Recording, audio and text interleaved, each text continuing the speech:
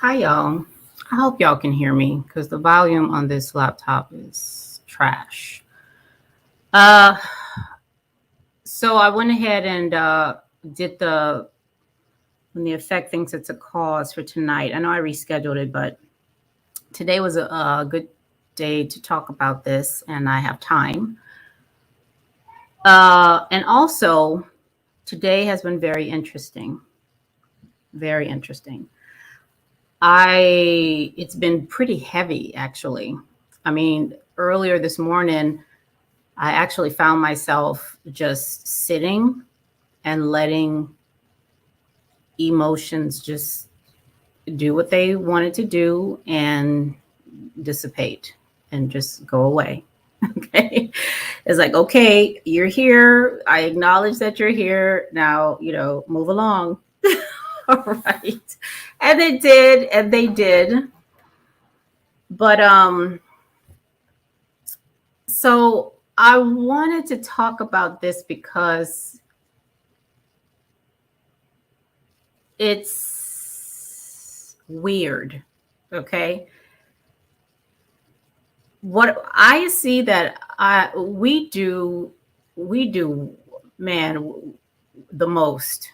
Okay. We do the most when it comes to just living. Okay. And we do the most, y'all. And it's almost like, let me tell you what it's like, right? It's like we are. It's like we have a big spool of thread. Now you know how thin thread is, right? And just imagine a giant spool of thread, and we're so excited and happy to have it that we just take it off and go in all kinds of different directions, and it's a mess. Like it's a huge mess, and after a while, we've imprisoned ourselves in all the fun. Like it's not fun anymore. Okay. Now it's annoying. It's in the way, it's just not fun. And and we start to, make up stories about the thread and the mess we've made with it. Okay. So you see that I have in the thumbnail a glass of milk that's been pushed over. And imagine, so in that picture, typically we'd see the spilled milk as the effect, and the cause was something that knocked over the glass. Okay. But imagine that the milk thought it was the cause. Okay. And was just that it was the cause of it being spilled milk now. I mean, it almost feels, I don't know, like a trap or something, like you're trapped. Okay, because the milk is not the cause, but the effect. But the effect wants to be the cause. So what does it do? What's the only thing that it can do to be the cause? There's only one thing it can do. One thing it can do to be the cause. Feel guilty. That's the only thing. That's the only tool it has in the toolbox to fool itself into believing it's the cause, is guilt. Okay.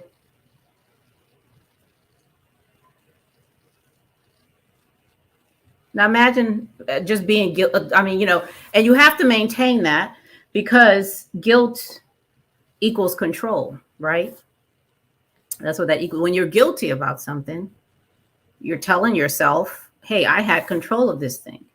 And I made a decision to do this, or I made a decision to do that, which got me into this situation. Okay. That's the tool of control is guilt.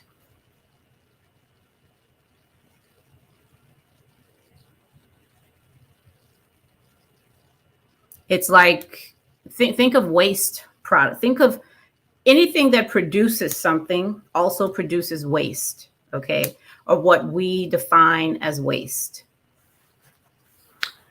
I mean, anything, a car, think of what's the waste that comes from a car, or even our bodies, like what the waste that comes out.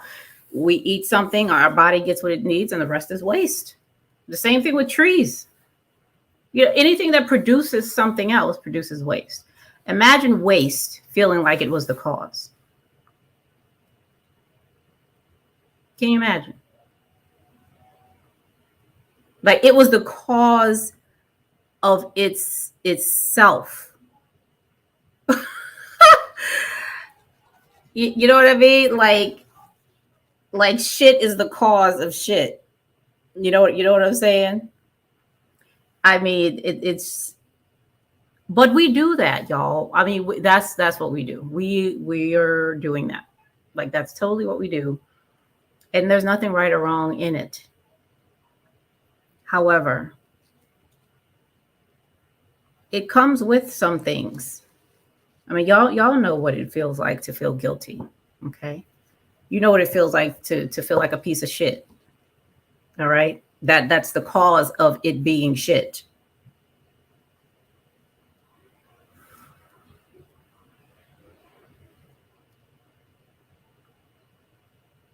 And all I can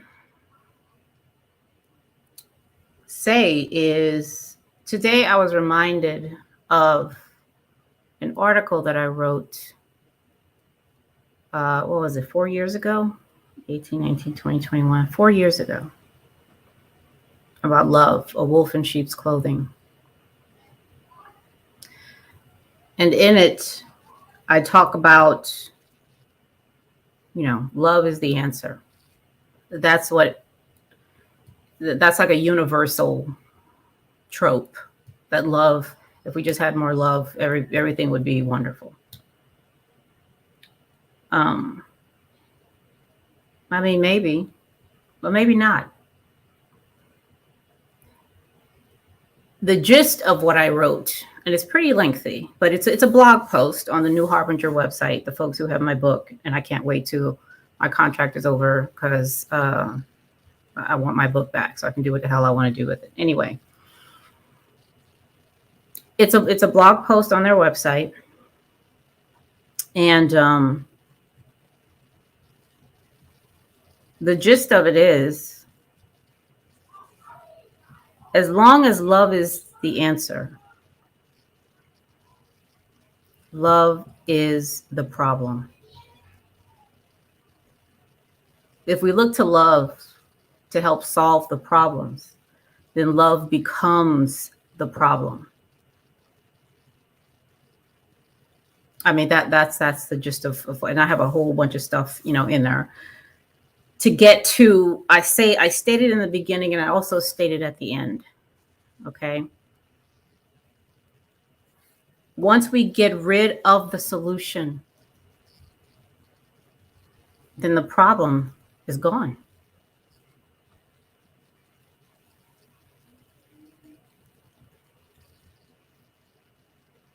Once we release the effect, then the cause is gone as well. Did you hear me say release? Once we release it.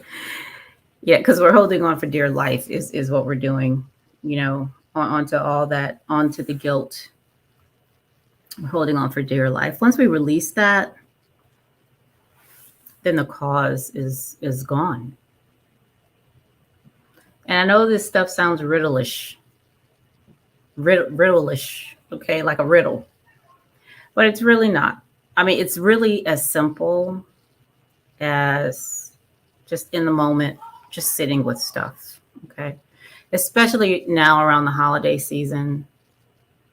I mean, all kinds of things come up and that have to do, and some of it may have nothing to do with family, but I don't know, the holiday season can be really heavy for some people. And so that's really the time when we need to just open our hands, like literally do that. If you're feeling some type of way, open your hands wide. Just open them wide. If you're sad or angry or depressed or happy or whatever, open them wide. Okay? To symbolize you're not holding on. Just let it go. Let it ride. You're not holding on to anything. Because there's no need to. There's no need. Hold on for what? Like, there's no need to hold on to anything. So just practice just opening your hands very wide so that your palms are just out there. Okay? Okay. Now, I really hope that this recorded because I can't tell. And my speaker's weird. So if it didn't, I'll do it again. But if it did, then I'll go ahead and leave this up. And so you all have a great holiday. Okay. And I will see you when I see you.